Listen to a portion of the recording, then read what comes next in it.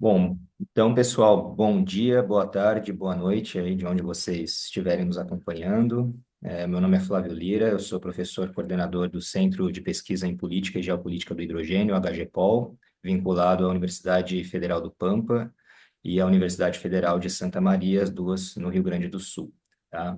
Hoje nós temos o prazer aqui de receber a Mônica Saraiva Panic, espero ter pronunciado corretamente, Panic, né? E ela vai nos brindar aí com uma apresentação vinculada à geopolítica do hidrogênio, com uma ênfase, é claro, no que tem ocorrido no Brasil nesses últimos anos. Então, em especial no escopo do marco legal do hidrogênio de baixa emissão de carbono, né, em vigor aí a partir de 2 de agosto deste ano, a Lei 14.948, nós temos agora um enquadramento que, de certa maneira, é inédito no Brasil em relação a como se enxerga hidrogênio, não somente o verde, mas hidrogênio de baixo carbono, de baixa emissão de carbono, e que isso pode representar não somente para os projetos já em andamento no Brasil, mas também para futuros projetos, e em especial projetos em parceria que o Brasil tem desenvolvido com outros países, tanto do ponto de vista logístico, como também de continuidade aí de cooperação em relação a normatizações e outros elementos relevantes para ampliação do potencial de hidrogênio no Brasil.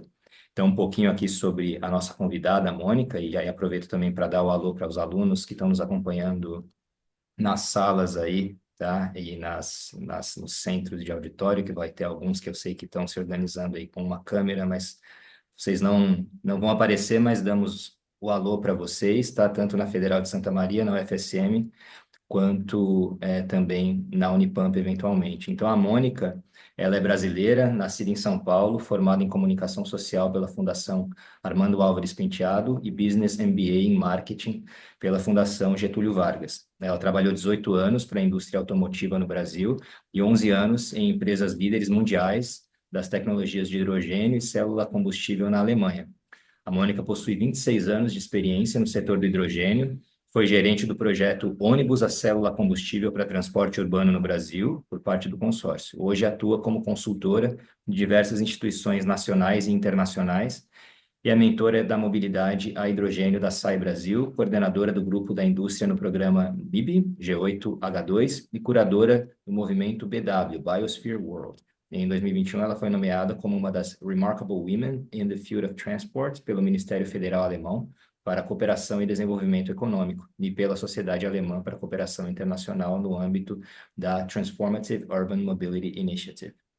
Esse é o currículo resumido da Mônica, né? Então vocês imaginem o que também não tem a mais que ela fez. Mônica, é uma grande satisfação receber você aqui nessa nossa ocasião do HGPOL, tá? E fique aí à vontade, o pessoal que está assistindo também, tiver perguntas, tem aqui no chat, podem fazer, sessão de perguntas e respostas.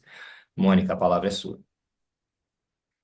Obrigada, professor Flávio. Bom dia, boa tarde, né? Boa noite a todas e a todos. É um prazer estar aqui, eu agradeço imenso esse convite.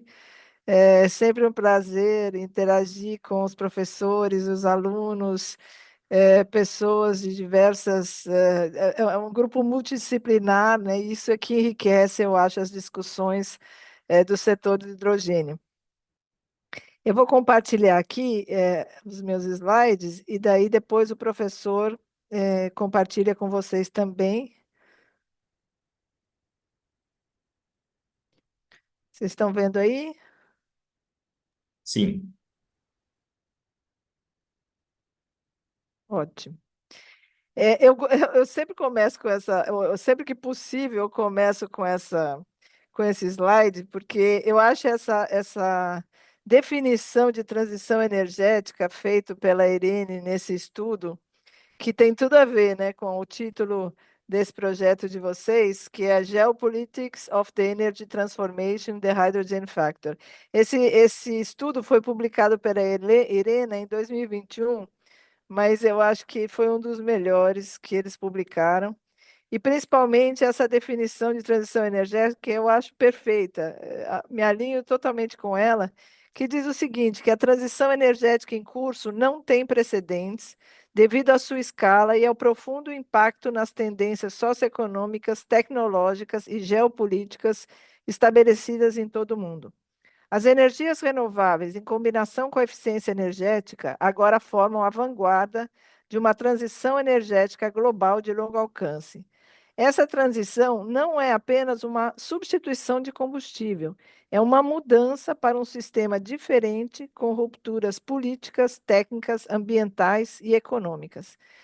Eu acho que isso resume tudo, porque aqui eles continuam, ainda faz parte desse estudo, né? E eles mostram, ainda explicando esse processo que vem acontecendo desde 2021, explicando que o hidrogênio ele pode facilitar o transporte de energia gerada por fontes renováveis a distâncias mais longas, principalmente por gasodutos e transporte marítimo, mas vocês vão ver ao longo da minha apresentação que é muito mais que isso, é um transporte multimodal. Mais importante é que eles mostram essa questão geopolítica, né? Países com fontes de energia renovável abundantes e eletricidade de baixo custo podem tornar-se produtores de hidrogênio verde e derivados. E se a gente pensar em termos de comércio internacional de energia, até hoje o que acontece? Poucos países, né, no mundo têm reservas de petróleo e gás, e todos dependem, de alguma forma, desses poucos países para ter, complementar a sua energia, enfim, para ter uma insegurança energética. A gente viu que agora, desde a guerra, ela, na verdade, tem sido uma insegurança energética para muitos, né? E a dependência causou um trauma mundial incrível, principalmente na Alemanha. Eu sofri tudo isso. E hoje todos os países querem se tornar independentes, né? Assim, eles têm realmente um trauma grande, só que a geopolítica da transição energética ela é diferente. Muito mais países no mundo têm fontes de energia renovável, muito mais do que aqueles que têm petróleo e gás. Então, todos os países da América Latina, é uma região muito, que tem um grande potencial, né, de energia renovável, as ilhas asiáticas, né, a África, enfim, alguns países precisam ainda começar do zero, em termos que a eletricidade gerada ainda é quase que 100% através do carvão, mas eles têm esse potencial. Então, isso abre um leque de oportunidades para muito mais países participarem do comércio internacional de energia. E aí, claro, se analisou ou se considera que é muito mais barato ou muito mais fácil de implementar uma infraestrutura quando se exporta hidrogênio e derivados do que quando se exporta a eletricidade. Além disso, é interessante, né? Existe uma comparação com quando existe excesso de eletricidade, então se faz um sistema de transmissão até hoje, né, para ligar, conectar países. Mas o setor elétrico global ele tem cada vez mais percebido e abraçado as oportunidades do setor do hidrogênio, porque o que que é mais rentável? Você vender leite ou vender queijo?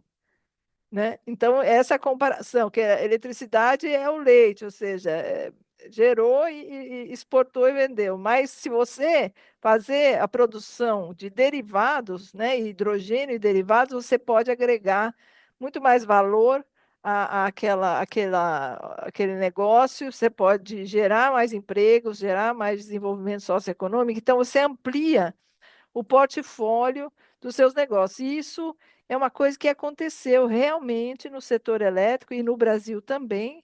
A maioria das empresas investidoras em plantas anunciadas são do setor elétrico, então eles abraçaram essa oportunidade mesmo de poder ampliar o portfólio dos seus produtos. Então, não só gerar e comercializar energia, mas também produzir, né, hidrogênio e derivados. Isso é uma coisa muito interessante, porque eu participei logo no começo em apresentações, tentando motivar o setor elétrico, e isso aconteceu, né? Então é uma coisa que eu recebo com muita satisfação, ou seja, em perceber que esse movimento realmente ocorreu. Então, aqui o estudo, né, ele fala que também que o hidrogênio verde ou renovável ele pode ser mais barato em locais que tenham a combinação ideal de recursos, renováveis abundantes, espaço para parques solares ou eólicos e acesso à água tratada. Então, não significa que países áridos não possam produzir hidrogênio derivado, pelo contrário, a gente não vai usar água de rios e nem recursos hídricos, porque esses são cada vez mais escassos. Então, a gente vai usar água tratada. Água tratada significa tratada ou de salinização ou água de reuso. Então, cidades e regiões que não estão próximos à costa, eles podem sim produzir hidrogênio derivados com água de reuso, principalmente grandes cidades, que aí a água de reuso ela é inesgotável, sempre vai ter água, né, de sobra. Então, é importante pensar isso também, que esse setor ele não limita as regiões. Os maiores projetos de produção de hidrogênio derivado, eles estão concentrados nos países árabes, por incrível que pareça, né? Esses países que têm os seus negócios baseados no combustível fóssil, eles perceberam também essa oportunidade e já estão implementando, estão em construção os maiores projetos nessas regiões, que são desérticas, na maioria delas, e próximos à costa, então utilizam a água dessalinizada. E também a capacidade de exportar para grandes centros de demanda, né? Então, o que seria isso? Portos, né? As regiões que têm portos, elas têm maior facilidade de se conectar com outros países e exportar esses produtos. Mas isso também não digamos, é um fator exclusivo ou exclusor, né? É um fator que se você não tem os portos, você vai ver que o transporte multimodal também funciona, e você tem regiões que têm a indústria local muito forte, ela pode ser um grande mercado consumidor também.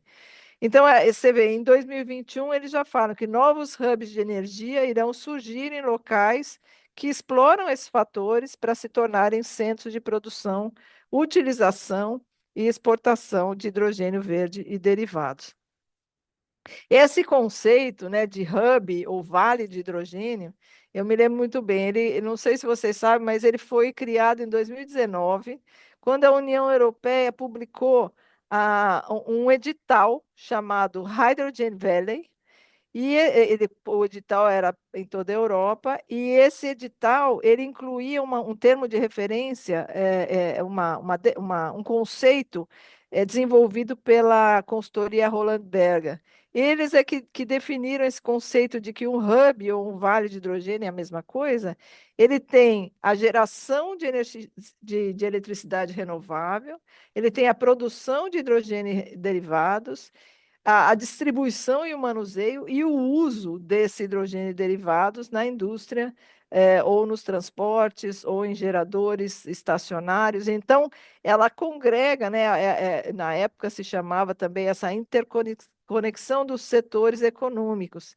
E aí, desde então, começaram a se formar hubs ou vales de hidrogênio em todo o mundo. E esse estudo também é sensacional. Ele foi publicado também em 2021 pela Hydrogen Europe, que é a Associação Europeia do Hidrogênio, que ele mostra o papel dos portos, né, que assume um papel muito relevante nesse setor, e na transição energética. E aí eles falam que os portos, já em 2021, vão se tornar hubs ou vales de hidrogênio, onde haverão aí todas essas atividades que eu mencionei.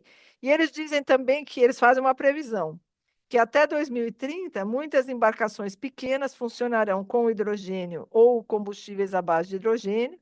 O maior potencial para o uso de hidrogênio puro a curto prazo são embarcações fluviais de curta distância e as que operam em zonas portuárias, como balsas urbanas, rebocadores e pequenos navios de dragagem.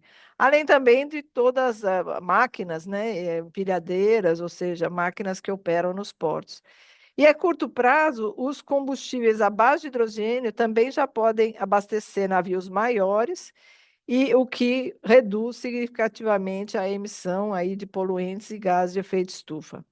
E de 2050 para frente, eles falam que a maioria dos navios, muitos deles totalmente autônomos, funcionará com combustíveis alternativos, como hidrogênio e combustíveis à base de hidrogênio. E aí, por que que eu gosto desse estudo? É porque vocês vão ver que é isso mesmo que está acontecendo. Então, eu trouxe o exemplo do Porto de Roterdã. O Porto de Roterdã, nos Países Baixos, é definitivamente o porto que está mais avançado na implementação da infraestrutura do hidrogênio. Eles começaram antes, né? Os alemães mesmos falam que os holandeses, enquanto a gente está discutindo, eles já estão implementando, né? E é realmente um porto muito ativo e rápido na implementação dos seus projetos e iniciativas. Então, toda a infraestrutura de distribuição e transporte de hidrogênio, ela envolve um transporte multimodal, ela envolve o transporte fluvial, ferroviário, marítimo, de gasodutos e rodoviário. Então, aqui eu vou mostrar os projetos, né? Você tem no rodoviário esse projeto High Truck, que prevê o transporte de hidrogênio através de pelo menos 1.000 caminhões movidos a célula combustível a partir do ano que vem. E o conceito é exatamente esse, né? Você transporta o combustível limpo, né, o hidrogênio ou o derivado, utilizando no veículo esse combustível como esse novo combustível limpo, ou seja, substituindo o combustível fóssil, porque não adianta nada você transportar um combustível limpo usando no veículo um combustível fóssil. Então, existe essa transformação tanto da indústria do armazenamento de hidrogênio, quanto a transformação dos veículos, sejam eles caminhões, trens, embarcações fluviais, marítimas, e isso está acontecendo com uma velocidade muito, muito grande, na minha opinião. O projeto RAI é o projeto de embarcações fluviais. Então, essas barcaças, eu vou mostrar mais para frente um slide, que elas já transportam containers, né, de mercadorias a granel e mesmo combustíveis do Porto de Roterdã até Gênova, na Itália. Essas barcaças estão sendo retrofitadas, ou seja, transformadas em um sistema de célula combustível para uso de hidrogênio. Está sendo implementada essa infraestrutura do hidrogênio ao longo de toda essa rota. E as barcaças, então, vão transportar e vão consumir esse hidrogênio como combustível. Além disso, toda a infraestrutura de gasodutos, porque antes havia aquela discussão de utilizar a mistura, né, de misturar o hidrogênio na infraestrutura de gás natural. Mas após a guerra, com a escassez e o encarecimento do gás natural, inviabilizou. E, além disso, antes mesmo, as indústrias disseram o seguinte para o governo: ou nós queremos ou 100% de hidrogênio ou 100% de gás natural. Vocês escolhem, porque para a indústria é muito mais caro, né, na opinião deles, foram feitos vários estudos, muito mais caro você adaptar os equipamentos, as maquinarias e tudo, para essa mistura, do que utilizar ou um ou outro. Então, o que está acontecendo? A Europa vai instalar 11.600 quilômetros de gasodutos de hidrogênio dedicados, né, até 2030 e quase 40 mil quilômetros até 2040. E alguns desses gasodutos são gasodutos adaptados da infraestrutura de gás natural e outros são novos gasodutos de hidrogênio. Se percebeu que, após esses estudos, que o material de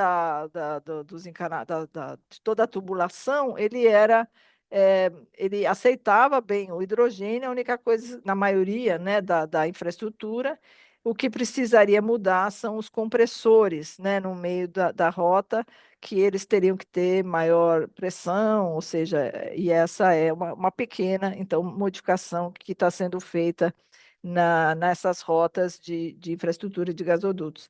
E também o transporte ferroviário, né? A Alemanha já é o país que tem o maior número de trens movidos a célula combustível, aonde não foi possível eletrificar, né? Porque tem rotas que eles estão eletrificando inteira. Aliás, eu olho assim com uma grande surpresa, porque deve ter custado uma grande fortuna, e mais outras rotas que não são possíveis por uma questão aí geográfica, eles estão utilizando, substituindo os trens por trens movidos a célula a combustível, e a indústria acompanhou isso, e já tem aí pelo menos dois fornecedores, a Siemens e a Alstom, fornecendo esses sistemas. E aí, mas essa infraestrutura, ela não é somente gasoduto, como eu falei, não é somente marítima, ela envolve toda uma ampliação da infraestrutura, desde a geração de energia renovável, né? Então, vou só tirar essa janela aqui, ou tirar completamente. Ela vai desde a ampliação da energia renovável, então, no caso, nessa região, são os parques eólicos offshore, conectados ao Porto de Roterdã, que vai ampliar para 7,4 gigawatts em 2030. E todas as iniciativas de produção de hidrogênio verde, a primeira planta de 200 mega da Shell vai começar já está em construção e vai começar a operar o ano que vem, e vai até essa capacidade até 2,5 gigawatts em 2030. E a construção de gasodutos, como eu falei, que vai levar o hidrogênio dessas plantas, chama o corredor Delta, ele leva o hidrogênio dessas plantas de produção até a indústria, né? E não só hidrogênio, esse corredor Delta, ele envolve também gasodutos de CO2, para aqueles que querem produzir metanol ou querosene de aviação, envolve também gasodutos de vapor de água, que é o subproduto das plantas de eletrólise para aquecimento das comunidades, das residências ao redor das plantas, isso também é muito legal. E no Porto de Roterdã, 90% do hidrogênio e derivados vai ser importado e 10% produzidos localmente até 2050. E também essa infraestrutura de ampliação dos terminais de amônia. E aqui, além disso, né, dos corredores de gasoduto, tem também uma ampliação das conexões elétricas de alta voltagem, de alta tensão, gasodutos de água desmineralizada para levar essa água tratada às plantas de produção, o do gasoduto de vapor quente, como eu mencionei, e os gasodutos também de oxigênio para comercialização também desse terceiro subproduto. Enfim, então, mostrando aqui, esse slide é do Porto de Roterdã, ele mostra os países com quem eles assinaram memorandos de entendimento desde de 2020, praticamente, e porque realmente a Europa ela utiliza mais energia do que ela pode produzir, e ela precisa do hidrogênio dos derivados para continuar ou para fazer a transição energética. A expectativa é importar via Porto de Roterdã, 4 milhões de toneladas até 2030 e 18 milhões de toneladas até 2050, e o início da importação já começa no ano que vem.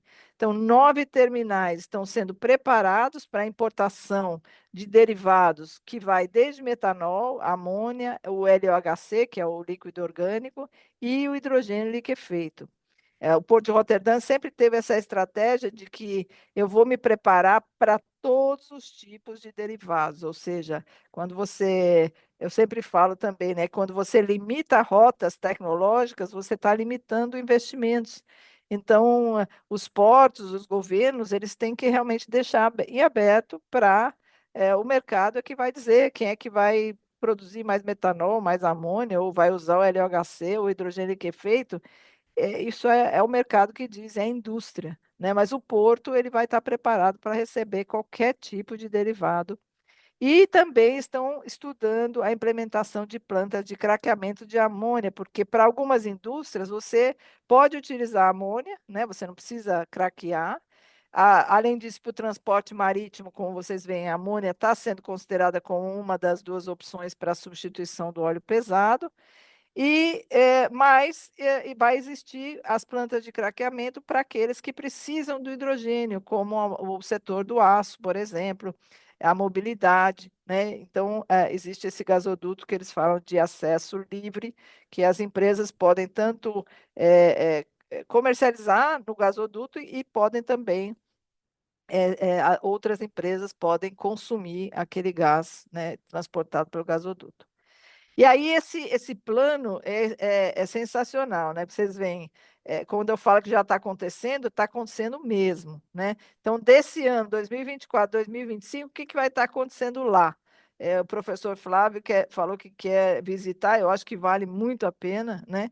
Então, até o ano que vem vai estar, o plano é que vai estar em operação a primeira importação de amônia, expansão dos terminais de amônia, operação dos postos de abastecimento para caminhões, naquele corredor do Reno que eu falei, plantas de produção de hidrogênio da Shell de 200 mega já vai estar em operação, gasodutos de hidrogênio no porto operacionais, e a substituição do hidrogênio cinza por verde em refinarias, além da operação dos 1.000 caminhões movidos a célula combustível. A questão dos caminhões é muito interessante, né? Existiu aí um marco que mudou todo o cenário de transportes na Europa, né? A Suíça, em 2019, ela isentou o pedágio de caminhões movidos a célula combustível, e com isso, os operadores, as empresas de logística, elas poderiam ter aí uma economia de mais ou menos 300 mil euros por caminhão por ano. Então, isso fez com que toda a indústria montadora automotiva, ela direcionasse os seus investimentos para o desenvolvimento de caminhões. Então, assim, desde 2019, esse movimento começou, e aí toda a parte de infraestrutura de abastecimento está sendo adaptada, sempre tem que ter um abastecedor, um dispensa para abastecer caminhões, além do que toda a parte de armazenamento de hidrogênio liquefeito ou gasoso em tanques automotivos para caminhões, quer dizer, toda a indústria se orientou com essa medida, vocês veem, uma medida simples, né, de isenção de pedágio, mas que realmente teve um papel muito significativo no transporte rodoviário na Alemanha e no direcionamento de investimentos aí de outros modais, né, de outros tipos, carro de passeio ou outros, para o setor de carga pesada. E aí, de 2006 a 2028, o segundo terminal de amônia vai estar em operação, primeira importação de LOHC, que é o líquido orgânico, que esse líquido ele não é feito de hidrogênio, mas ele se deixa agregar o hidrogênio quimicamente e depois desagregar o hidrogênio quimicamente. Então, algumas empresas acham que essa é uma boa solução. Naturalmente, você tem que colocar o hidrogênio no LHC e depois tirar o hidrogênio do LHC. Ele serve somente como digamos, um portador, como se fosse um caminhão mesmo, né? Que ele leva de um lugar para o outro, mas você tem que pôr e tirar. Mas existem algumas empresas aí fazendo grandes investimentos nessa área. E a construção da planta da Eneco de 800 mega, a operação da primeira barcaça de hidrogênio da Condor no Rio Reno, como eu falei, as barcaças estão sendo retrofitadas, ou seja, substituindo o motor a combustão por motores de célula combustível, aí a infraestrutura de CCS para o hidrogênio azul. Em 2029 a 2030, o primeiro terminal de hidrogênio liquefeito está previsto para entrar em operação. Início de operação da planta da Eneco de 800 mega. Rede de gasodutos completa em todo o corredor Delta, né, de todas as indústrias produtoras até as indústrias consumidoras, inclusive até a Alemanha. E aí, tudo isso, essa transformação dos portos, ela está orientada à política da Organização Marítima Internacional. As novas metas da IMO incluem uma redução de 20% nas emissões de gases de efeito estufa até 2030 e de 70% até 2040, em comparação com 2028. E o objetivo é alcançar emissões zero até 2050. E essas metas de descarbonização, elas geram desafios para toda a cadeia, né? Proprietários de navios, operadores e proprietários de carga, construtores de navio, projetistas, fabricantes de motores, fornecedores de combustível, financiadores e decisores políticos. E aí as metas estão direcionadas aí para diversos setores, né? Em termos de redução de emissões. E tem o que tem também se formado, muito interessante, são esses corredores marítimos verdes. Então, a gente vê aí que já são 15 corredores ligando diversos países, e nesses corredores está previsto a substituição do óleo pesado nessas embarcações. O metanol e a amônia estão liderando as iniciativas de substituição de óleo pesado, né, de combustíveis em navios médios e pesados. E aí é interessante, né? Eu também mergulhei nesse setor, porque eu pensei que ainda estavam na parte de engenharia, ou seja, fazendo retrofit das embarcações, mas não, essa indústria ela já está mais do que pronta, é impressionante. Toda a indústria que fornece esses motores de combustão para navios, eles estão fornecendo motores a combustão para uso de metanol, uso de amônia, uso de gás natural, ou todo o sistema elétrico. É impressionante como isso já está comercial, né? E segundo a DNV, desde o início de 2024, 23 navios movidos a metanol foram incluídos na base de dados. Em dezembro de 2023, a Maersk, que é a líder aí nessa transformação, confirmou um pedido de até 10 transportadores de amônia. E em janeiro de 2024, a Maersk lançou o navio porta-containers movidos a metanol de 16 mil TEUs. E a One, que é outra transportadora, confirmou o pedido de 12 navios porta-containers de metanol de 13 mil TEUs. E como eu falei, essa indústria, por exemplo, a Wärtsilä, que é uma empresa finlandesa, a MAN, empresa alemã, que já fornecem esses motores para navios, eles têm já nos seus portfólios de produtos tanto motores de metanol, combustão, né? Quanto motores de amônia, gás natural, eletrificação. E outra coisa interessante é que eles fornecem, vocês veem aqui esse desenho, eles fornecem também infraestrutura de abastecimento nos navios. Não é a produção, né, mas é o abastecimento. Então, tem um tanque e já o abastecimento no próprio navio. Eu não sei exatamente como funciona, mas porque não identifiquei essa informação, mas assim, eu acho fantástico, né? Eles fornecem o pacote inteiro para que a embarcação consiga fazer essa transformação de uso de combustível. E também tem essa colisão global dos portos de hidrogênio, que é também muito interessante. Você vê que o Porto do Açu é membro, e outros, são 24 portos no mundo, membros dessa coalizão, mas os projetos são diferentes. Cada porto tem um tipo de projeto, ou seja, substituição dos navios, dos sistemas dos navios de combustível, ou a introdução de caminhões movidos a célula combustível, ou então hubs de hidrogênio, estação de abastecimento, ou seja, cada um ele tem uma iniciativa diferente, mas todas relacionadas ao hidrogênio. Ela originou na Clean Energy Ministerium, né, que é o CEM, dedicada a apoiar essa indústria do hidrogênio e tem evoluído aí bem rapidamente. Esse são maiores detalhes do projeto do Rhein, né, que eu falei. Então, são 280 barcaças que estão sendo retrofitadas para utilizar e transportar o hidrogênio. Essa parte de containerização dos cilindros de hidrogênio também evoluiu de uma forma muito rápida. Se vocês forem aí no Google e pesquisar melhor, vocês vão ver que hoje, em 2021, não existiam containers de transporte de cilindros de hidrogênio. Agora já existem vários, né? E já existem essas cestas transportando cilindros de todos os tipos, de todas as pressões. É impressionante essa evolução.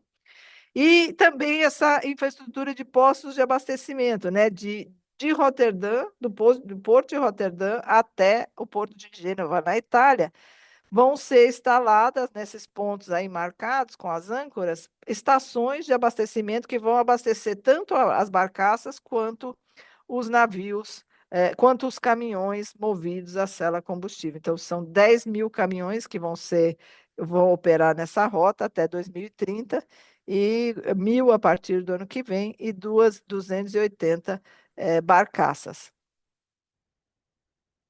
E toda a infraestrutura de gasodutos que eu mencionei, né, elas estão conectando as regiões de produção de hidrogênio, ou seja, países que têm geração de energia renovável abundante, como a Portugal, a Espanha, mesmo a África está conectada aí,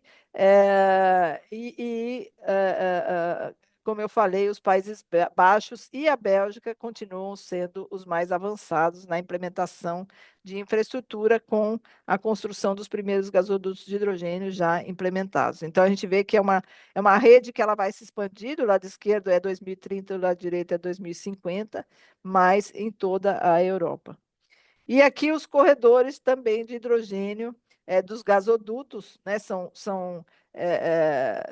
8 corredores, não, três, quatro, cinco corredores, né, que ligam as diversas áreas da Europa, as diversas regiões, mas também com a África, né,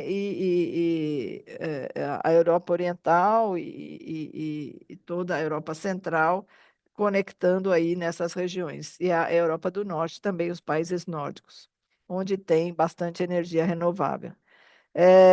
E a infraestrutura da Alemanha, porque a Alemanha, como eu falei, ela consome mais energia do que ela pode gerar, então ela vai ser, com certeza, o maior país importador de hidrogênio e derivados da Europa. Estão planejando uma rede de gasodutos cobrindo 9.700 quilômetros e cerca de 60% desses gasodutos vão ser realizados através da conversão da rede de gás natural existente. A parte nova deve ser comissionada entre 2025 e 2032. A região mais consumidora de hidrogênio e derivados é a região norte da Alemanha, que é a área de Duisburg, onde estão as indústrias de aço, as indústrias químicas, mas descendo também você tem um grande consumo, por exemplo, na parte da mobilidade, onde estão as indústrias automotivas.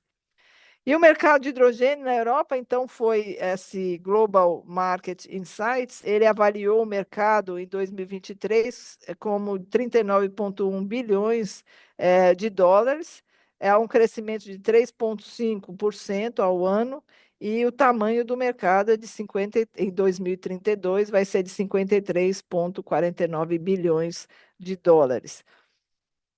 E aí a demanda do hidrogênio, né, na Europa é muito interessante também. Esse estudo Clean Hydrogen Monitor, eles fizeram, também publicado pela Hydrogen Europe, eles publicaram uma edição em 2022, atualizaram em 2023 e já atualizaram também para esse ano.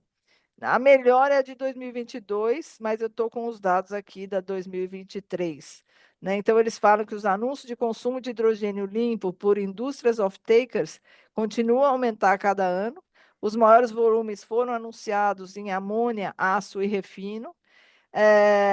Em 2022, a demanda global na Europa atingiu 8,2 milhões de toneladas por ano e os off-takers industriais anunciaram consumir 7,1 milhões de toneladas de hidrogênio limpo até 2030, dos quais 4,3 serão dedicados a essa nova demanda de aplicações, como, por exemplo, essa do setor marítimo, né, e também o setor da mobilidade. Além do aço, que também é considerado uma aplicação nova, em termos da quantidade, né, de hidrogênio consumida, eles já utilizam hidrogênio, mas não na quantidade se você substituir todo o carvão.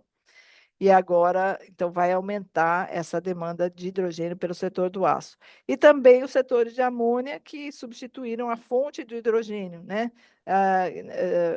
Estão substituindo, vão substituir a fonte de hidrogênio, não mais através da reforma do gás natural, mas pela eletrólise da água. E também, como eu falei, esses países, né, como a Espanha e Suécia, eles é que têm as maiores fontes aí, Portugal também, apesar de ter um país pequeno, mas que tem a maior quantidade de fontes renováveis de energia a baixo custo. Então, eles acreditam que com os projetos de eletrólise anunciados, 10 Estados-membros atingirão a meta da indústria do RED 3 até 2030. E os países com maior demanda são a Espanha, França, Alemanha e Suécia, com maior demanda anunciada, né, para 2030. O consumo de hidrogênio limpo na Europa, apenas no setor siderúrgico, poderá atingir 2 milhões de toneladas por ano, se todos os projetos anunciados entrarem em operação até 2030. E a França, a Alemanha, Suécia e Finlândia, como eu falei, estão na liderança desse setor do aço. E o setor de amônia anunciou um consumo de 2,1 milhões de toneladas de hidrogênio limpo por ano até 2030, e até agora a Espanha e a Noruega estão na liderança desse setor da amônia.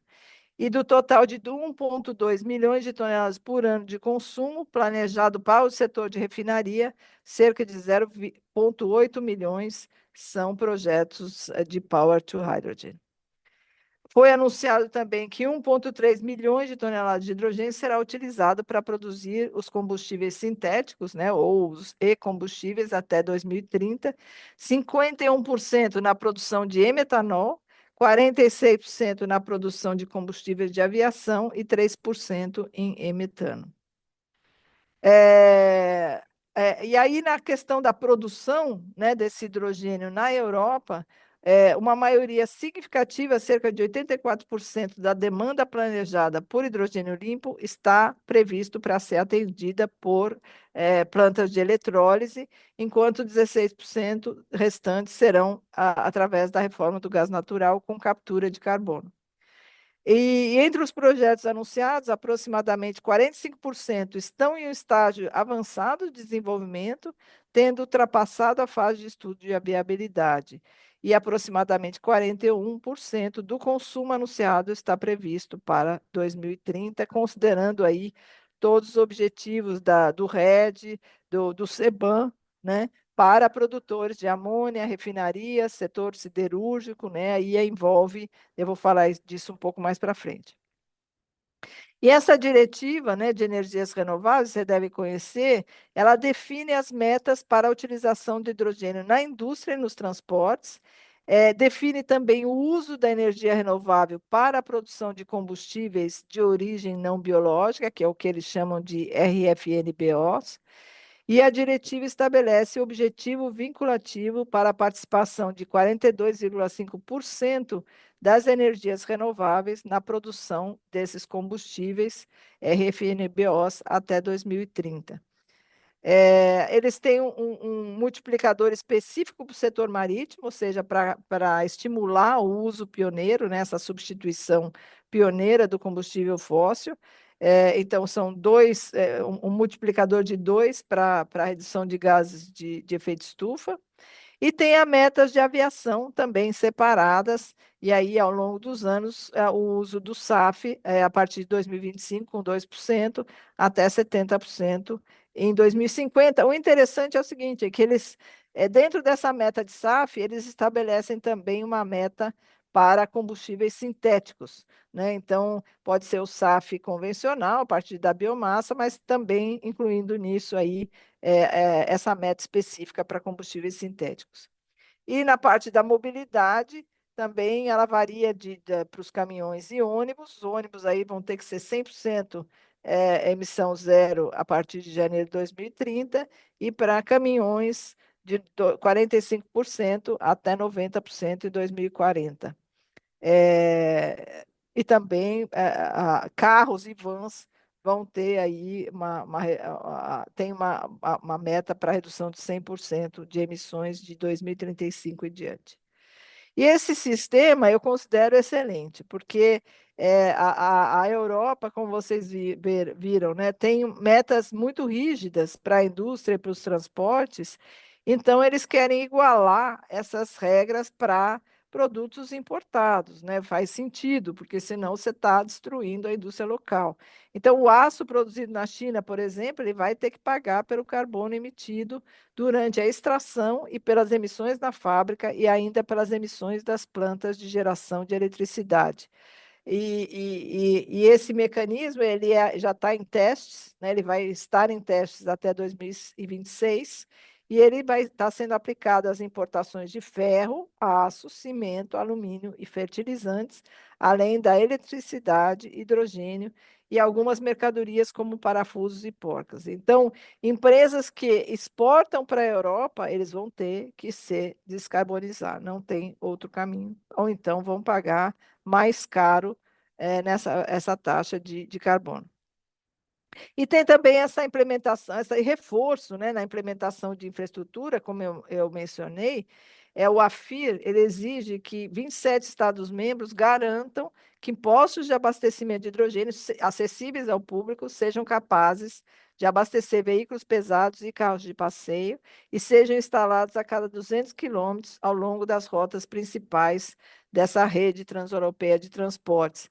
Pelo menos um posto de abastecimento a cada 200 quilômetros, ele tem que ter um ponto de abastecimento de 700 bar, né, e que é para abastecer os carros de passeio, uma a cada centro urbano, e também uma capacidade diária, né, de abastecimento de 1 tonelada de hidrogênio por dia, e além de a transparência de preços.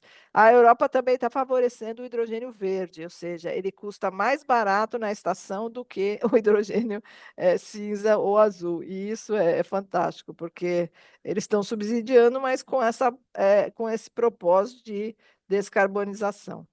Esse plano industrial verde também eu acho sensacional, porque ele dá vários incentivos aí para a indústria europeia para impulsionar essa transição para a economia verde. Ele tem 4 pilares de acesso rápido a financiamento, ambiente regulatório simplificado, capacitação de mão de obra, mercado aberto para a cadeia de fornecimento.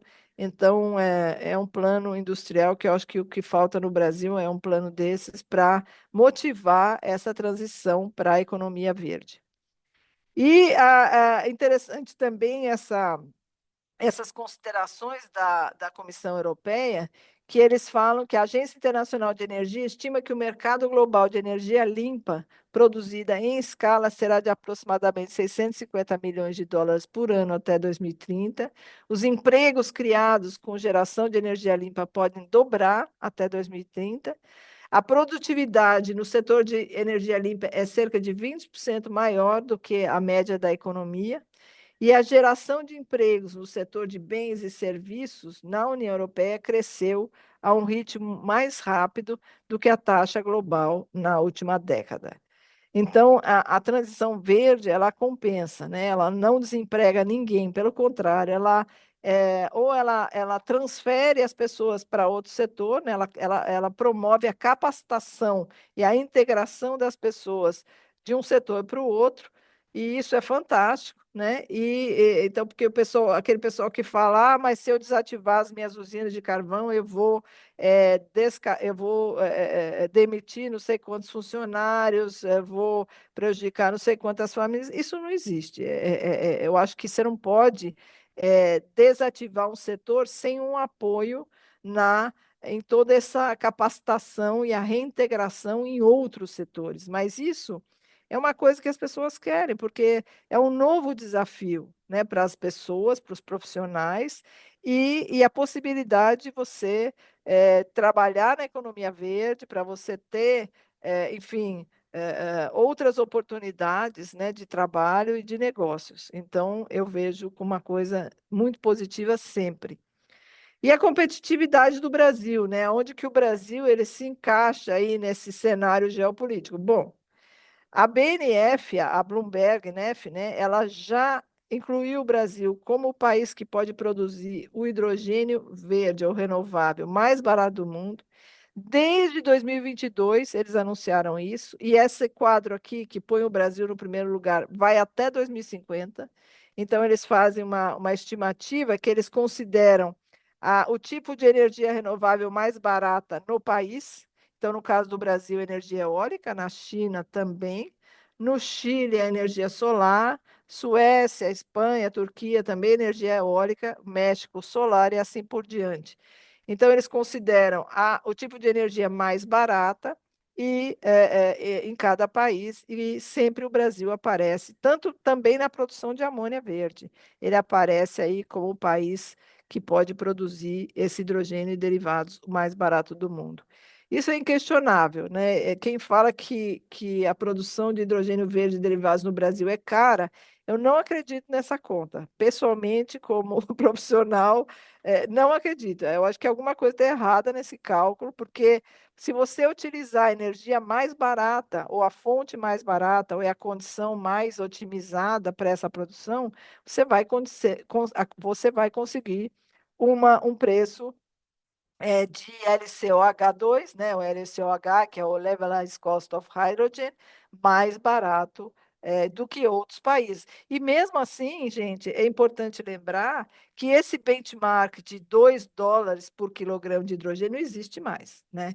Não existe mais desde a guerra, não se consegue produzir mais por reforma de gás natural um hidrogênio a US$ 2 por quilograma. Então, está muito mais caro, ele vai desde 4 até 12 na Europa, né? E outros países também. Não existe milagre, né? E no Brasil, muito menos, que tem um gás muito caro, né? E tem uma eletricidade barata. É por isso que eu não acredito nessa conta que o hidrogênio cinza é mais barato que o verde, nem no Brasil e nem em outros países.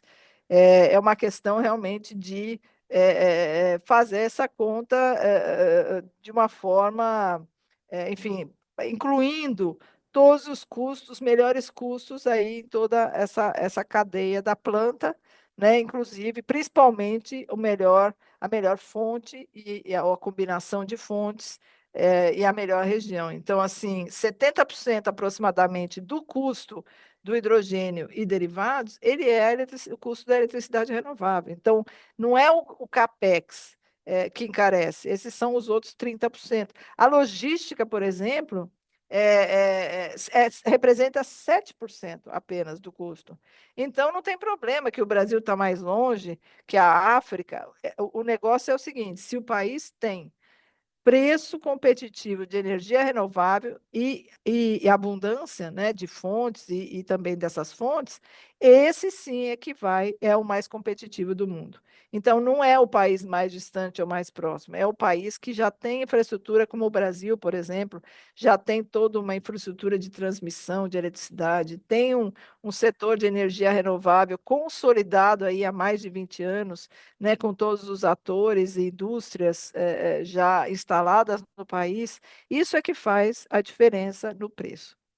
E o maior tesouro é, sem dúvida nenhuma, a matriz elétrica renovável, ou seja, no Brasil, é claro que isso varia, eu pus aqui no ano de 2022, que é fantástico, né? Que foi uma geração aí acima de 90% renovável, na maioria das regiões. Isso é o ideal, é isso é que move o setor do hidrogênio.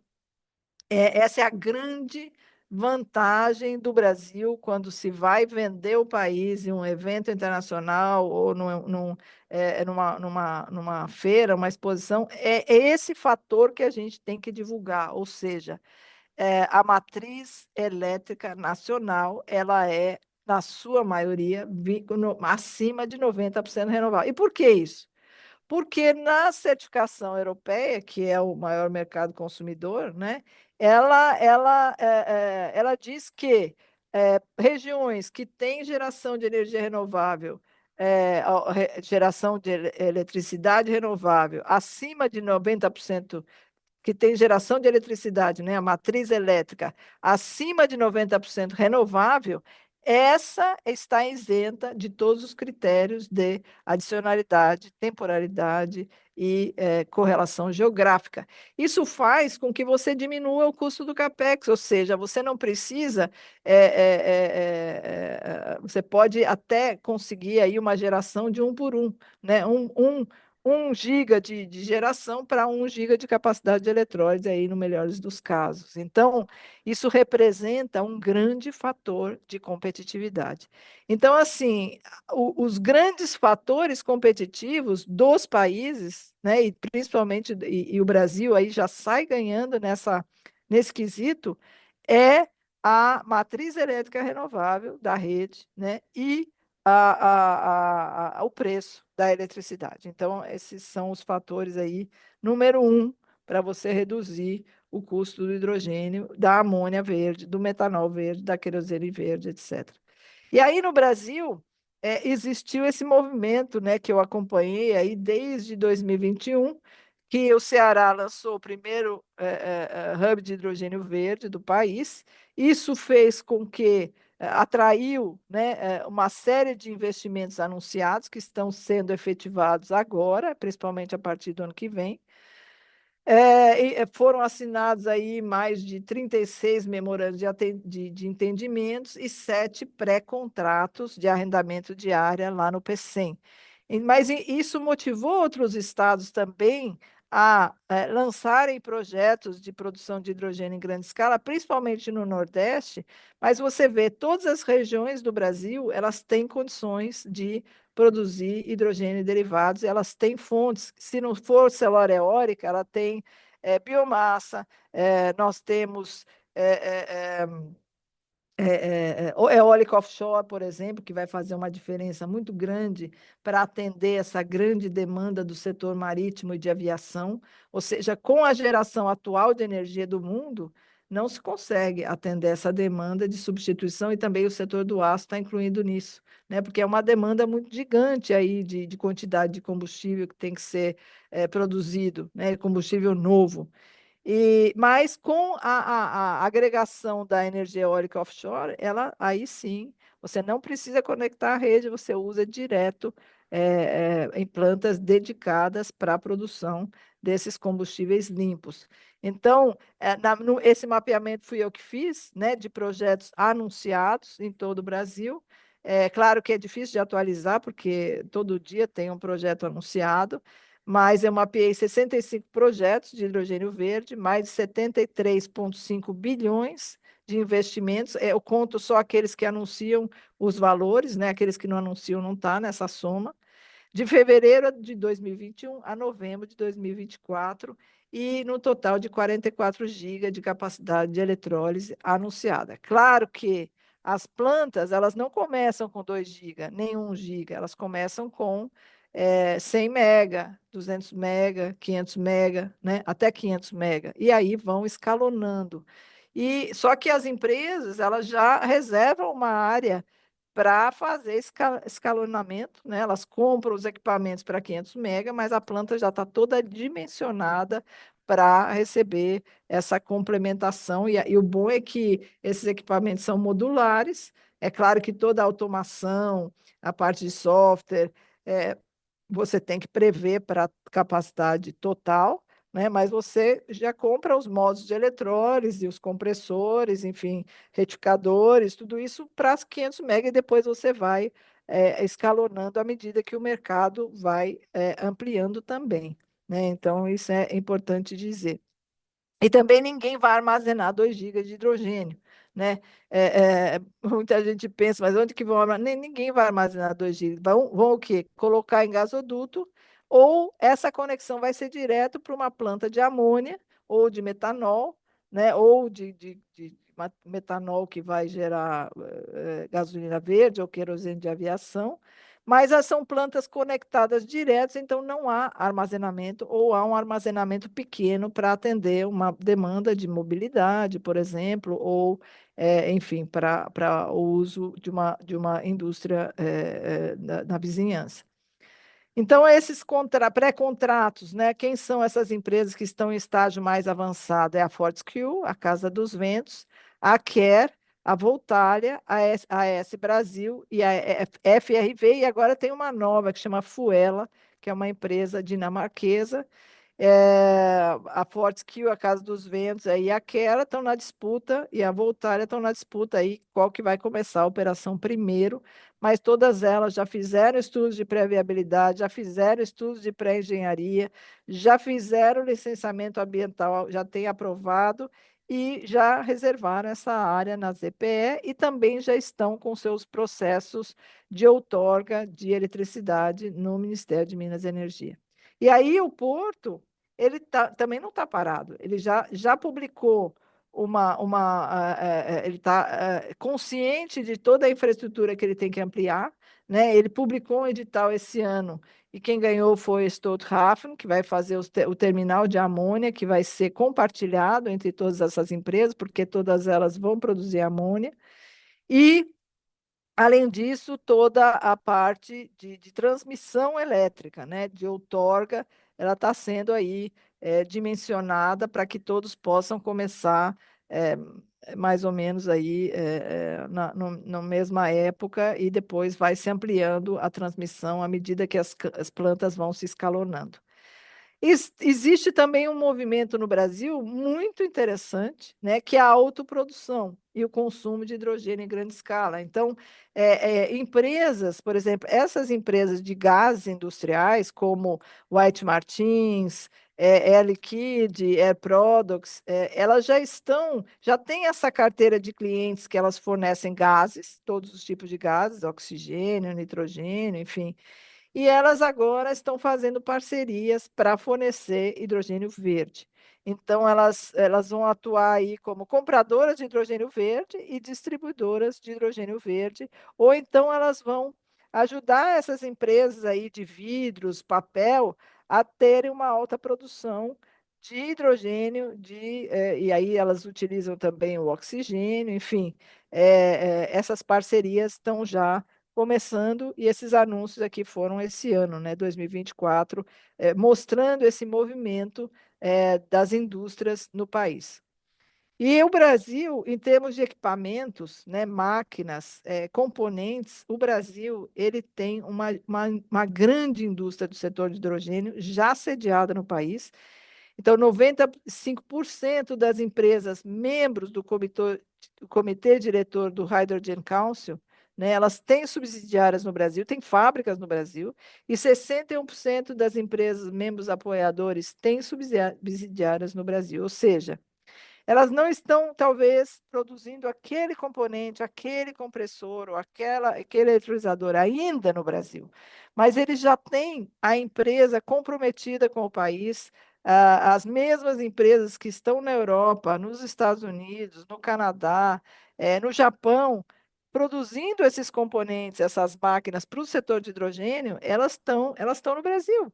Então, por que que elas não podem ampliar suas linhas de produção e trazer novas linhas de produção para o país, né? Esse é um trabalho que eu faço no âmbito do MIB.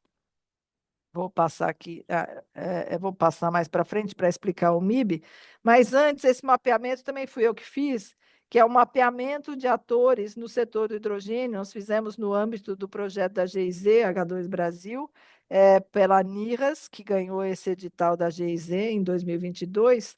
Foram feitos vários estudos e um deles foi o que eu fiz, é, mapeando todos os atores. Todos não, né? Porque não é um estudo exaustivo, mas mapeando empresas globais que atuam no setor de hidrogênio, que têm subsidiárias no Brasil, empresas brasileiras que demonstraram interesse ou têm potencial para se envolver. O número de empresas e instituições ele não representa o total de atores por setor na cadeia de valor, pelo fato da maioria das empresas estar presente em mais de um setor ou em mais de uma região. E também com base nesse estudo foi desenvolvida uma ferramenta online. Mas esse estudo ele ainda não foi publicado, apesar de todos os estudos da GIZ, da H2 Brasil, da NIRAS, foram mais de 12 estudos já terem sido publicados. Esse deve ser publicado aí ainda esse ano. Mas foram mapeados, então, 9 setores da cadeia de valor, desde o setor de energias renováveis, fornecimento de água, produção de hidrogênio, setor de logística, regulatório, indústrias consumidoras e também academias, bancos financiadores e associações. A única coisa é o seguinte, né, que foi feito em 2022. De 2022 para cá, cresceu o número de empresas, né? Então, quando for publicado, vocês considerem isso de que foi um mapeamento feito em 2022. Os estados brasileiros têm todo esse movimento que vocês acompanharam, né? Desde o Ceará, lançando as suas políticas para o hidrogênio, os seus programas, os seus decretos que beneficiam o setor do hidrogênio. Então, começou com o Ceará, Minas Gerais, Bahia, Goiás, Rio Grande do Sul, Espírito Santo também, aí só mapeados os que anunciaram, né? Ou pelo menos o que eu consegui mapear, o estado do Piauí, o estado do Maranhão, o estado do Paraná, estado de Santa Catarina, estado de Pernambuco, estado do Rio Grande do Norte. E então, assim, esse movimento dos estados, eu faço questão de realçar, porque em outros países, aquele que se manifestou primeiro foi o governo federal, né, abraçando aí a oportunidade do setor do hidrogênio, lançando suas estratégias nacionais de hidrogênio, lançando roadmaps. O Brasil dormiu um pouco, né, em termos de governo federal, mas os estados perceberam, através do exemplo do Ceará, essa oportunidade para atração de investimentos, né, e aí fizeram essa movimentação em todos, na maioria deles, e isso foi um movimento realmente fantástico e que impressiona a nível global, né, essa iniciativa dos estados. Eh, e aí, finalmente, o governo federal percebeu, né, se conscientizou até pela própria pressão dos estados, e como vocês acompanharam, em agosto desse ano foi sancionada a Política Nacional do Hidrogênio de Baixa Emissão de Carbono, que envolve aí vários programas, né? O NH2, esse programa de desenvolvimento que é o PHBC, que envolve os créditos tributários, o Sistema Brasileiro de Certificação, apesar de que a certificação do hidrogênio já existe no Brasil, né? A certificação voluntária, que foi o mecanismo, que é o mecanismo da CCE. A CCE já está trabalhando nisso desde 2021. Eu participo dessa comissão, foi uma comissão fantástica, multidisciplinar, tanto indústrias investidoras, fabricantes, pessoal das agências, pessoal do governo participam dessa comissão até hoje, ela funciona. E ela desenhou esse sistema de mecanismo de certificação voluntária que é alinhado e já foi submetida na União Europeia para reconhecimento, junto com outros programas de certificação. Eles submeteram esse mecanismo junto com aquele Certify High, com os outros aí internacionais, e estão aguardando a resposta da União Europeia, porque aí, no caso, quando existe esse reconhecimento, você tem, as empresas podem, é uma maior confiabilidade para as empresas, né, na parte de quando vão escolher regiões para investir, porque eu queria lembrar aqui, né? Na verdade, é uma competição. Como eu falei no começo, existem muito mais países que têm fontes de energia renovável do que países que têm reserva de petróleo e gás.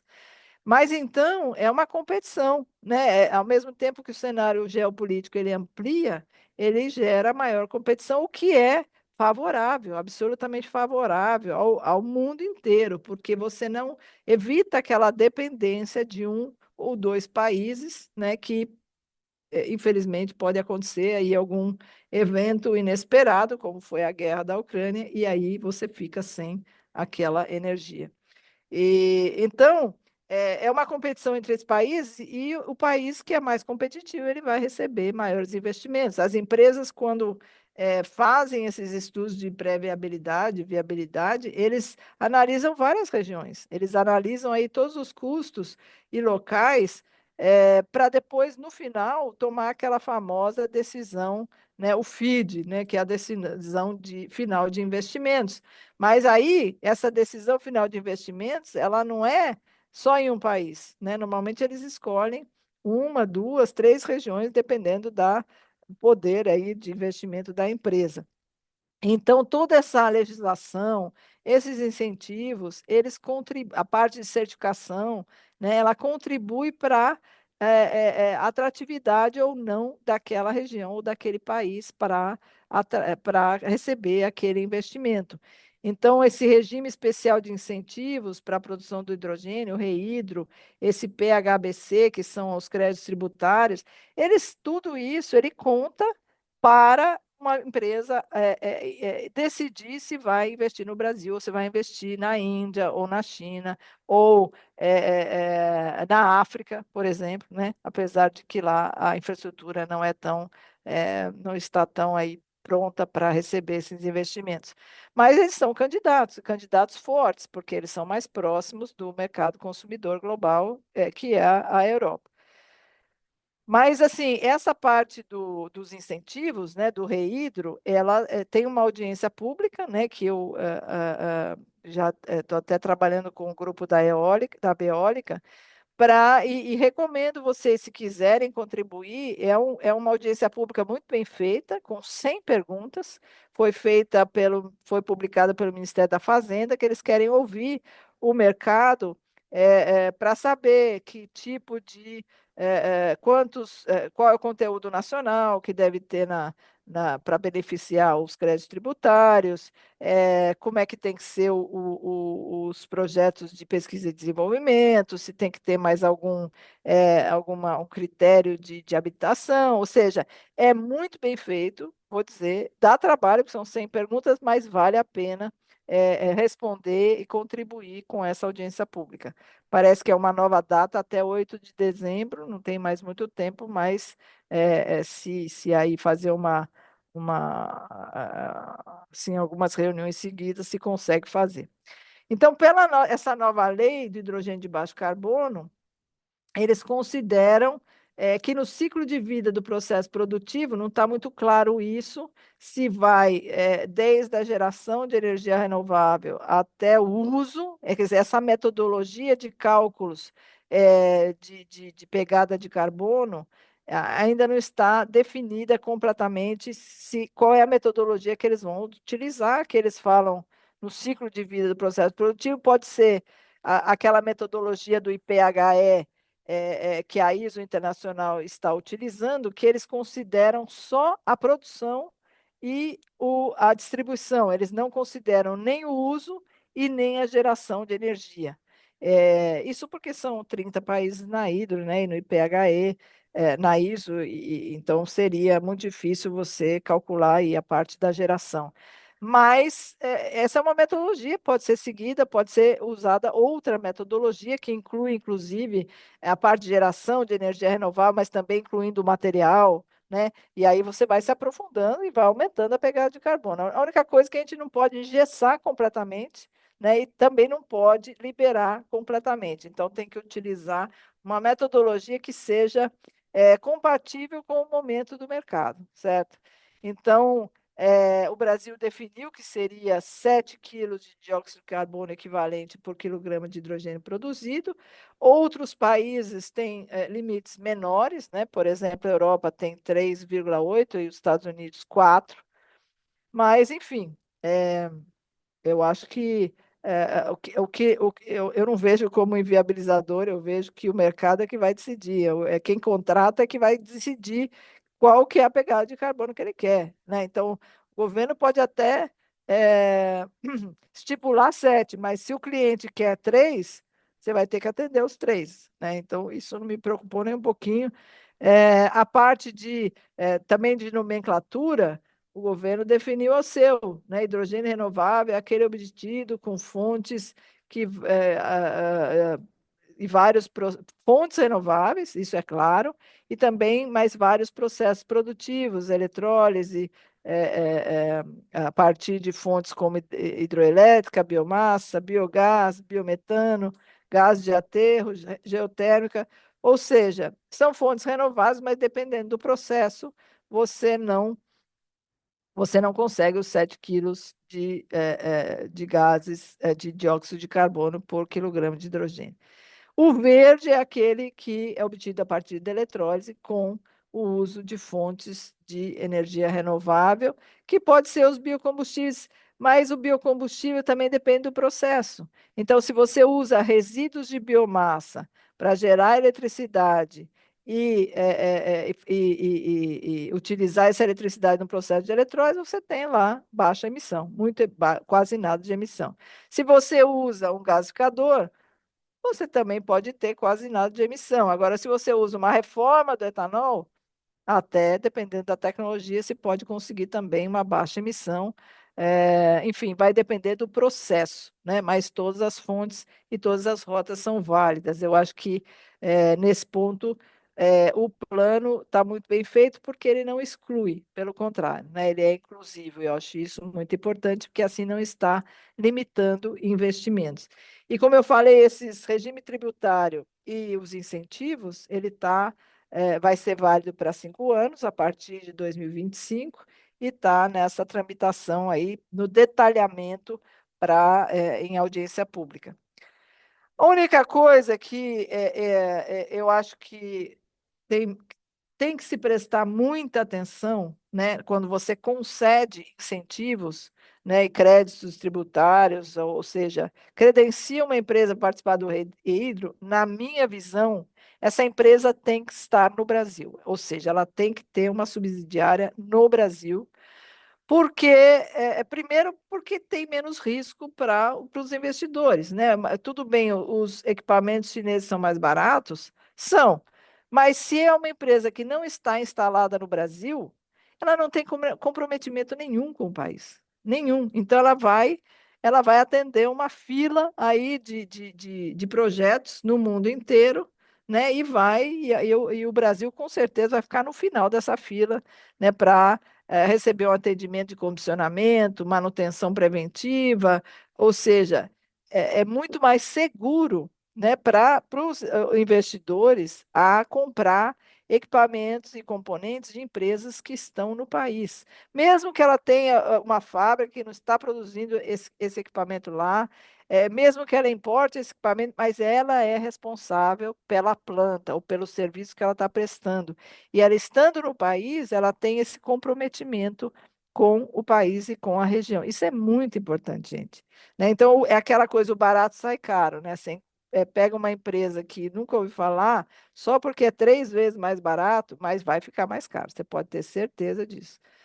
E a certificação, eu já comentei, né? Eles querem aí criar o sistema brasileiro de certificação de hidrogênio, mas, na verdade, quem tem experiência nisso, na minha opinião, é a CCE, porque ela já fez isso, ela está trabalhando nisso há quase 4 anos, né? E ela sabe o que estão se fazendo no mundo, sabe, já analisou o mercado, tem nessa comissão pessoas representando instituições em toda a cadeia de valor.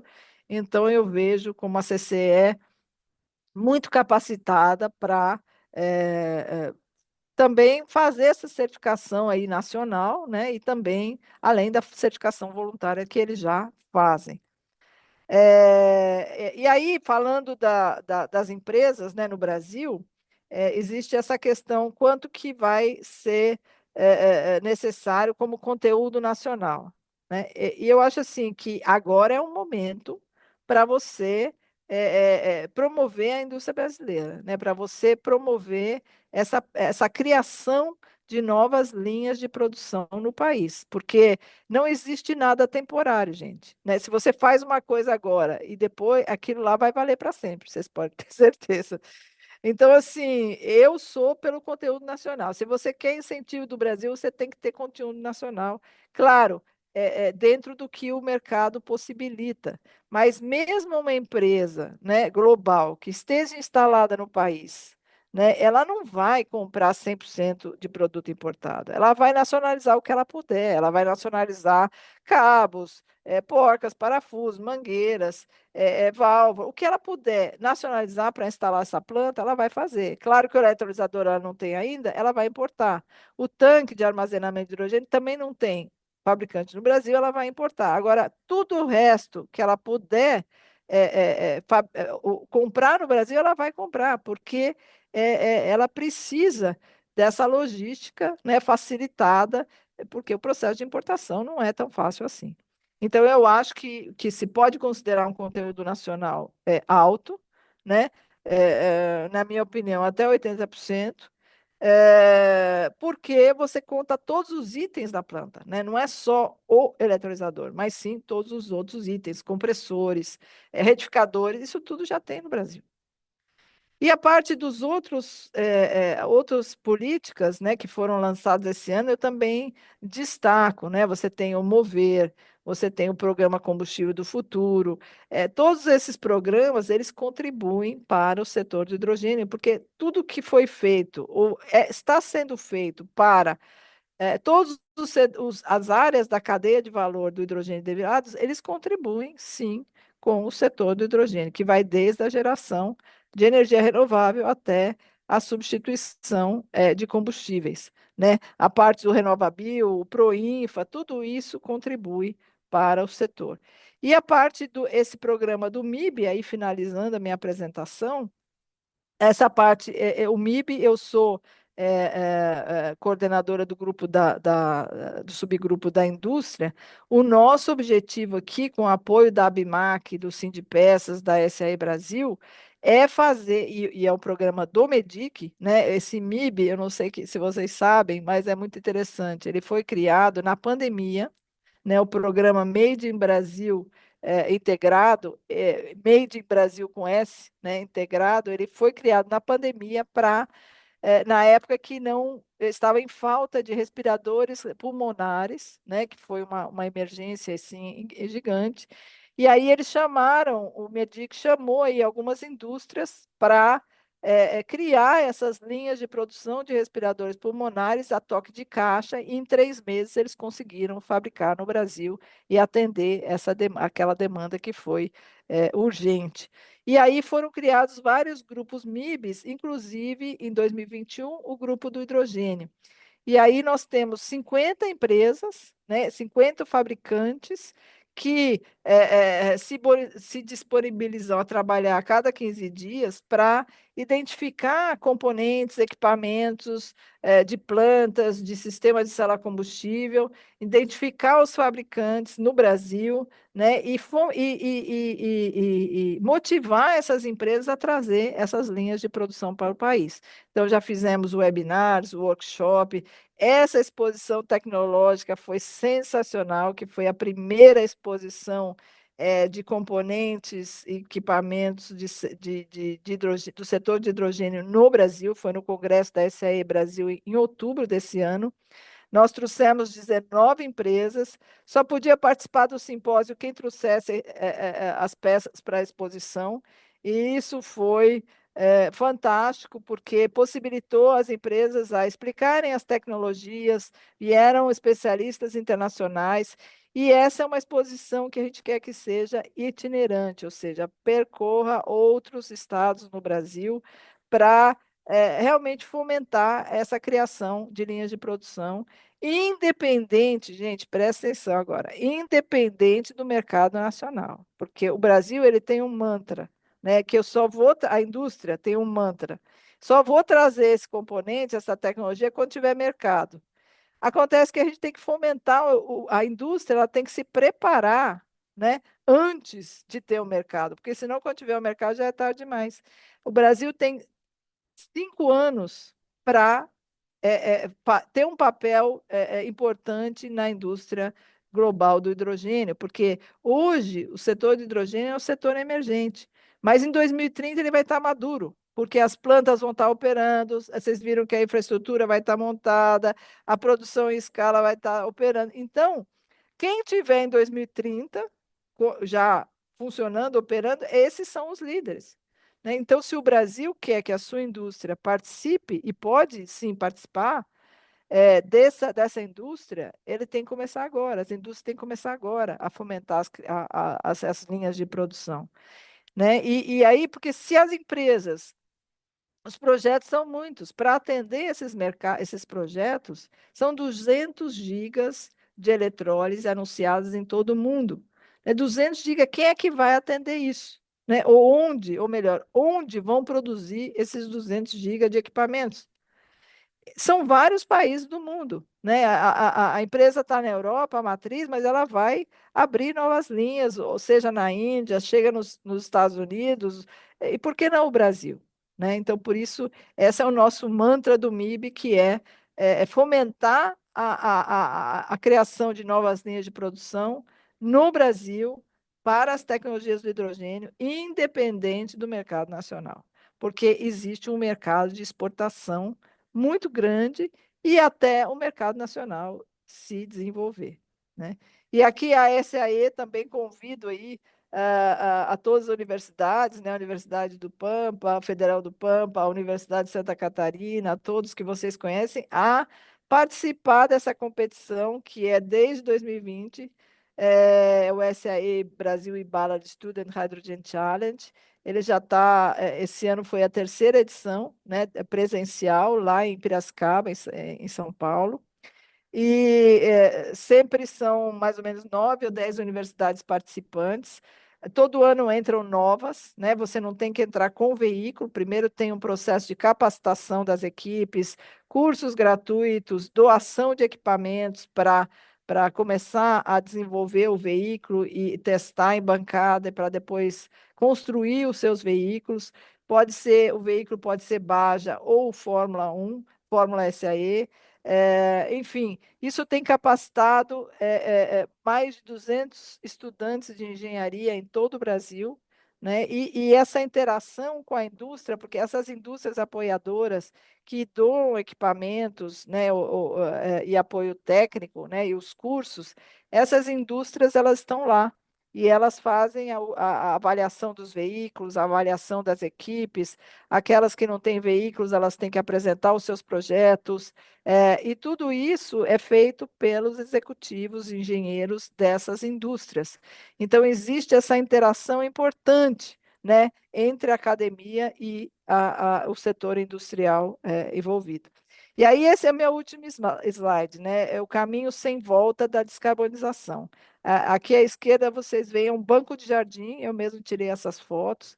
É um banco de jardim na fábrica da Mercedes, na Alemanha, que diz o seguinte, que a partir de 2025, o ano que vem, né, já, eles só vão produzir os veículos utilizando aço livre de CO2. Olha só, hein, gente. E eu vejo cada vez mais anúncios no setor global, aí na mídia, anunciando esse uso de aço livre de CO2. O que é aço livre de CO2? Pode ser muita coisa, só não é usar carvão vegetal, né? Isso na Europa com certeza não é considerado, mas todos os outros, aumento da geração de energia, do uso de energia renovável, substituição do carvão por hidrogênio, enfim, aumento da eficiência energética, tudo isso contribui para um aço livre de CO2.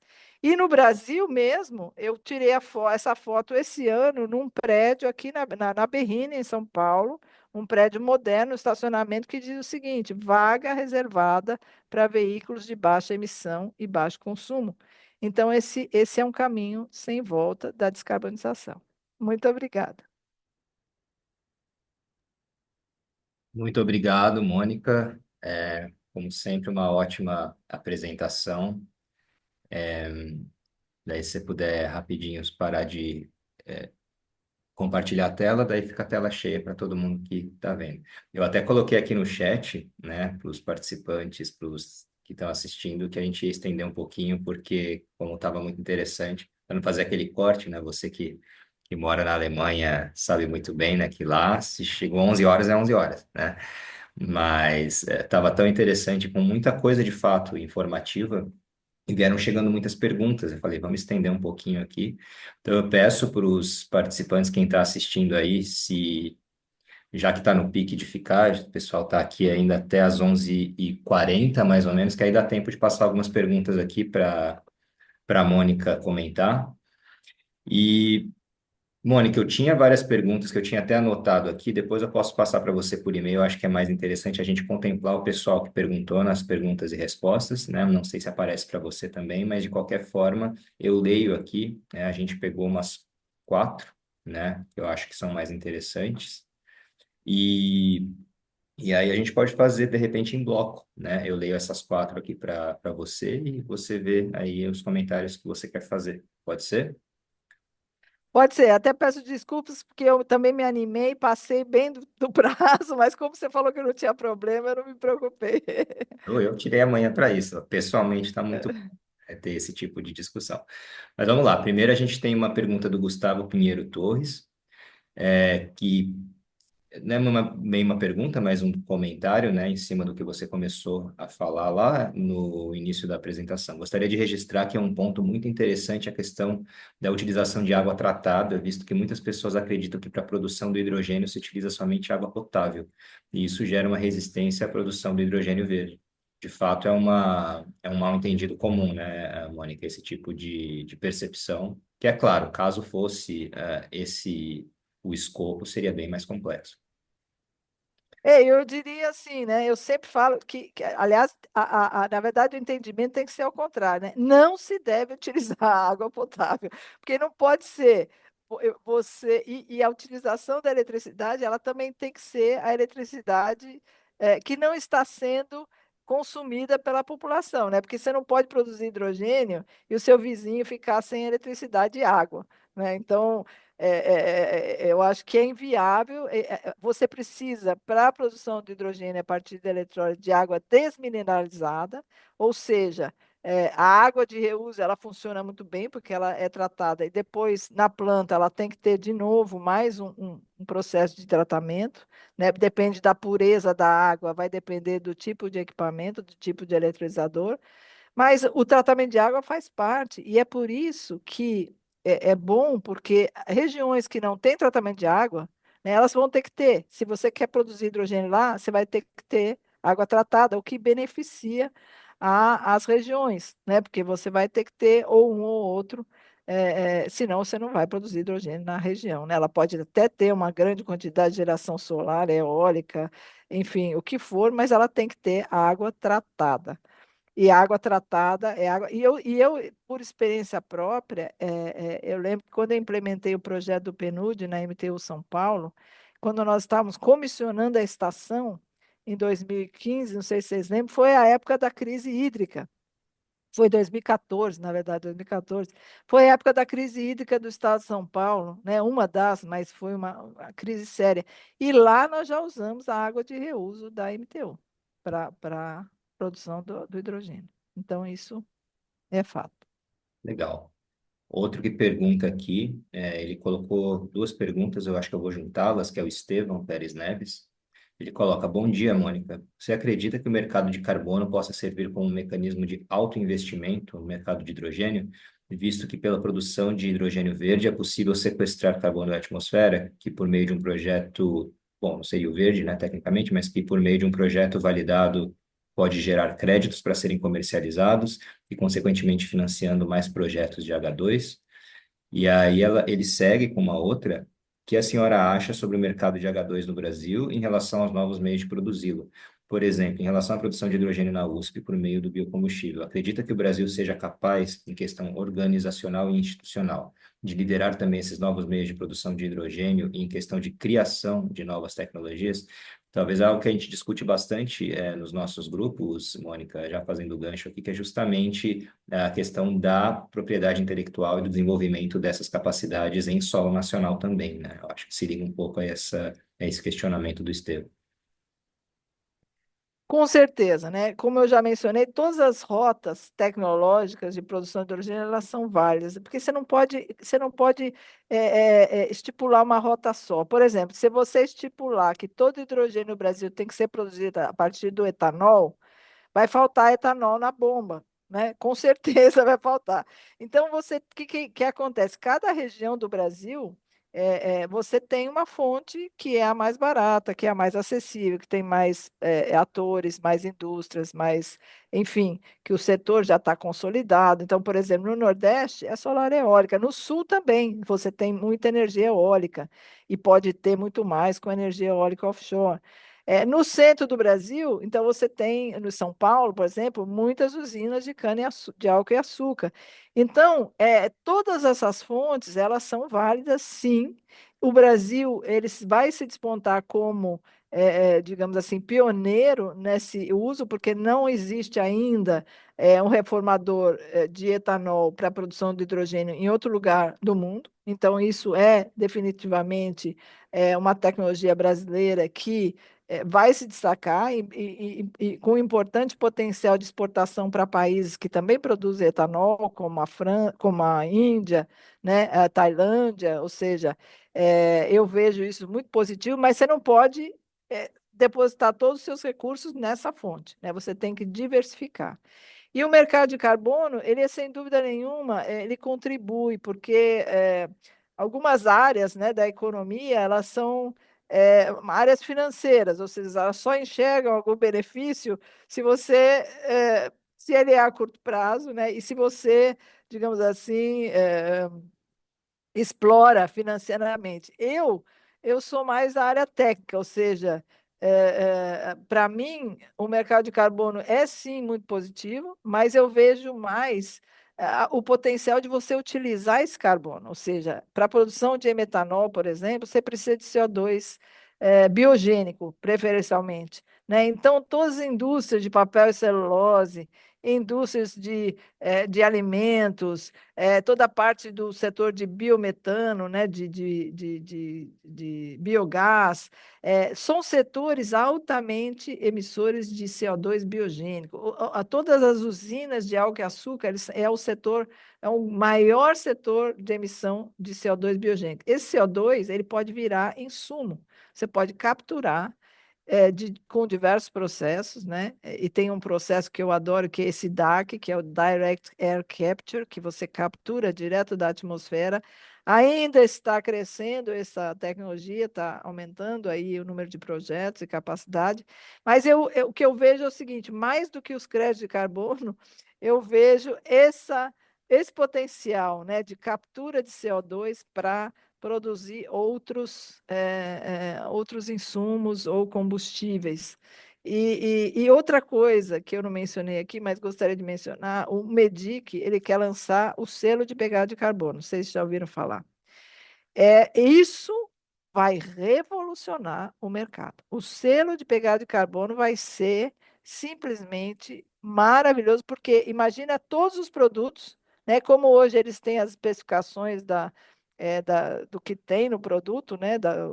Qual o conteúdo energético também de substâncias, ele vai ter uma pegada, né? Um selo de pegada, e aí o mercado vai poder escolher aquele que emite mais, emite menos, e também excluir aquele que emite mais, né? Então, assim, eu vejo, eu vejo outros mecanismos até mais surgindo, né? Na minha visão aí mais técnica, mais relevantes ainda do que os créditos de carbono, mas sem dúvida ele contribui, claro, para o setor. Perfeito, Mônica. Então, a gente pode terminar com a pergunta aqui do Isaac Oberg, que coloca: considerando a crescente capacidade de produção de hidrogênio verde do Brasil e o interesse da União Europeia em fontes de energia mais sustentáveis, como essa dinâmica pode impactar a relação comercial da União Europeia com a Noruega, especialmente em relação às importações de gás natural? A transição para o hidrogênio verde pode reduzir a demanda da União Europeia pelo gás norueguês? É uma pergunta instigante aqui, é bem interessante. É claro que o ideal é o hidrogênio verde ou renovável, né? É isso que todo mundo quer. Mas como ainda não tem em abundância, né? Ou seja, é um mercado emergente que está crescendo, as indústrias ainda estão, digamos assim, anunciaram plantas de produção, anunciaram consumo, mas aí isso ainda não está acontecendo, né? E o marco é 2030. Todas as rotas, né, possíveis na Europa ou próximas da Europa, elas estão sendo demandadas. Então, é o gás natural liquefeito. Acontece que é caríssimo, né? Primeiro, o gás natural já ficou caríssimo. Você liquefazer o gás natural é mais caro ainda, mas eles não têm opção. A Alemanha não tem opção, então ela está importando gás natural. Da Noruega, da Arábia Saudita, dos Estados Unidos, né? Isso para solucionar uma questão emergente de insegurança energética. Com a transição energética, você vai, claro, diminuir as importações de gás natural, com certeza. À medida que o hidrogênio verde renovável vai aumentando a sua capacidade de atender aos mercados, aí a tendência é substituir. Eu vejo sim que vai. né? Então, até um certo ponto, e a gente não sabe quando, né? Se é 2030, se é 2040, todas as opções energéticas vão conviver. Até quando não se sabe, né?